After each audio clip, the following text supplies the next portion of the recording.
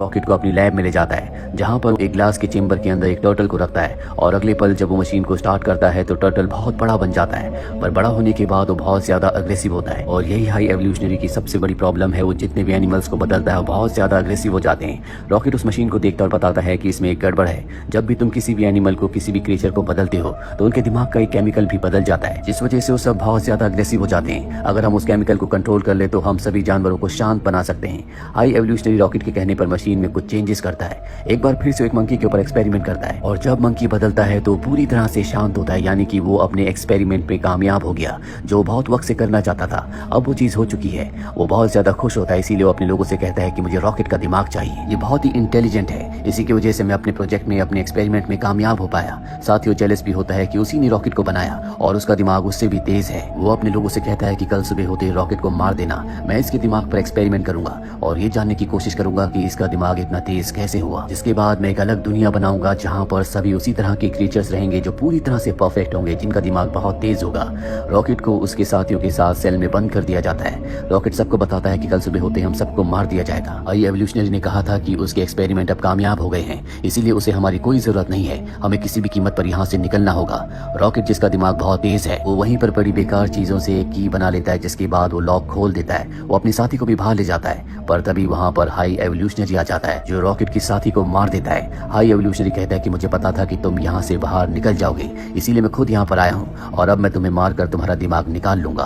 Rocket अपने दोस्त की मृत्यु से बहुत ज्यादा दुखी होता है, इसीलिए उसे गुस्सा आ जाता है। वो हाई एवोल्यूशनरी के ऊपर हमला करके वहाँ से एक स्पेसशिप से निकल जाता है। कहानी वापस प्रेजेंट में आती है, जहाँ पर गार्डियन ऑफ द गैलेक्सी की टीम को दिखाया जाता है जो उस जगह पहुंच जाते हैं जहाँ पर वो कोड, वो फाइल है जिससे रॉकेट को ठीक किया जा सकता है। ये सब उस फाइल को लेकर अपने स्पेसशिप में वापस आ जाते हैं और जब भी उस फाइल को खोलते हैं तो इन्हें पता चल जाता है कि पास्ट में रॉकेट के साथ क्या क्या हुआ था। इस तरह से हाई एवोल्यूशनरी ने उसे टॉर्चर किया। सब के सब बहुत ज्यादा इमोशनल हो जाते हैं क्योंकि हाई एवोल्यूशनरी ने रॉकेट के साथ बहुत अत्याचार किए थे और अब जो कोड इन्हें रॉकेट को ठीक करने के लिए चाहिए वो कोड इस फाइल में नहीं होते, क्योंकि हाई एवोल्यूशनरी के लोगों ने चंद ही पल पहले उन कोड्स को डिलीट कर दिया था। और अब अगर इन्हें कोड्स चाहिए तो इन्हें काउंटर अर्थ पर जाना होगा जहाँ पर हाई एवोल्यूशनरी है। और गमोरा इस फेवर में नहीं होती, वो कहती है कि हमें वहाँ पर नहीं जाना चाहिए, इसीलिए वो अपने एक साथी को अपनी लोकेशन भेजती है ताकि वो उसे यहाँ पर लेने के लिए आ सके। पर उसके साथी तक अब एडम और उसकी मॉम पहुंच गए होते हैं, जिन्हें अब गार्डियंस ऑफ द गैलेक्सी की लोकेशन का पता चल जाता है। वहीं गार्डियंस ऑफ द गैलेक्सी सब के सब काउंटर अर्थ पर पहुंच जाते हैं जहां पर हाई एवोल्यूशनरी है। हाई एवोल्यूशनरी कहता है कि तुम सब ने यहाँ पर आकर गलती की, अब मैं तुम सबको मार दूंगा और रॉकेट को हासिल कर लूंगा। मुझे क्या लगता है कि तुम यहाँ पर कोड्स लेने के लिए आए हो, ये सब मेरे प्लान का हिस्सा था, मैंने तुम्हें यहाँ पर बुलाया है। मुझे पता है कि रॉकेट तुम्हारे स्पेसशिप में है, अब मैं उसे लेने के लिए जा रहा हूँ। वो यहाँ से निकल जाता और अपने आदमियों को आदेश देता है कि इस पूरे प्लेनेट को तबाह कर देना। पर पीटर क्विल और ग्रूट दोनों के दोनों इनके सभी लोगों के ऊपर हमला कर देते हैं और उस आदमी की आंख से, दिमाग से कोड्स को निकाल लेते हैं जिसे रॉकेट के कोड्स पता है। ये हाई एवोल्यूशनरी से पहले रॉकेट तक पहुंच जाते हैं और कोड्स के जरिए उसे पूरी तरह से ठीक कर देते हैं। नेबुला अपने साथियों के साथ उस स्पेसशिप में चली गई होती है जिसमें हाई एवोल्यूशनरी है।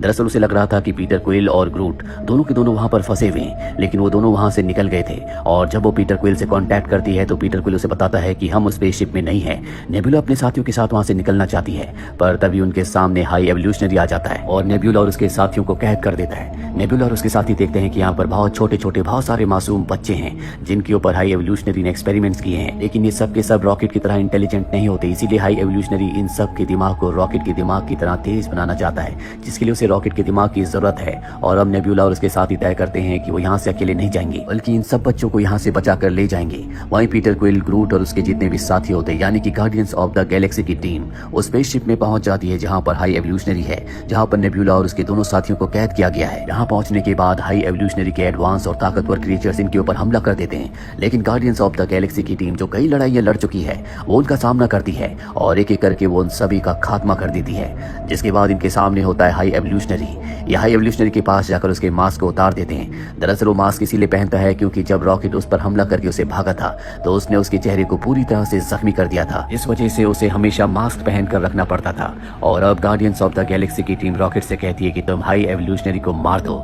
रॉकेट उसे देखता है और कहता है कि मैं इसके जैसा नहीं हूँ, मैं इसे नहीं मारूंगा। वहीं गार्डियंस ऑफ द गैलेक्सी की टीम यहाँ पर जितने भी बच्चे, जितने भी क्रिएचर्स होते हैं उन सबको आजाद कर देते हैं। पीटर क्विल का एक डॉग होता है जिसके अंदर पावर्स हैं और वो अपनी पावर से नोवेयर प्लेनेट को स्पेसशिप से जोड़ देता है, जिसके बाद सबके सब उस प्लेनेट पर चले जाते हैं। लेकिन अब उस डॉग की जो पावर होती है, ताकत होती है, वो टूट जाती है, जिस वजह से स्पेसशिप और प्लेनेट एक दूसरे से अलग हो जाते हैं। पीटर क्विल अब भी स्पेसशिप में होता है जो नोवेयर प्लेनेट पर जाने के लिए, जो कि उसका हेडक्वार्टर भी है, एक जंप मारता है, लेकिन वो स्पेस में ही फंस जाता है। उसका चेहरा बदलना शुरू हो जाता है। दरअसल अब उसकी मृत्यु हो रही है, पर इससे पहले कि उसकी जान जाती, यहाँ पर एडम आ जाता है, जिसने रॉकेट को मारने की, उसे पकड़ने की कोशिश की थी, जो कि हाई एवोल्यूशनरी के लिए काम किया करता था।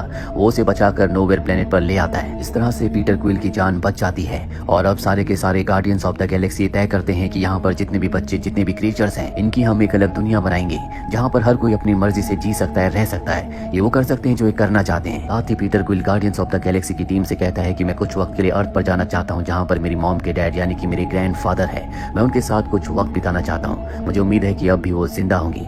बचपन से ही मैं अपनी फैमिली से, अपनी अर्थ से दूर हूँ। वो जाने से पहले रॉकेट को गार्डियंस ऑफ द गैलेक्सी का लीडर बना देता है और खुद अर्थ की तरफ निकल पड़ता है। जब वो अर्थ पर जाता है तो वो अपने ग्रैंडफादर से मिलता है, जो उसे पहचानते हैं। वो पीटर क्विल को घर वापस देखकर बहुत खुश होते हैं। पीटर भी अब उन्हीं के साथ रहना चाहता है।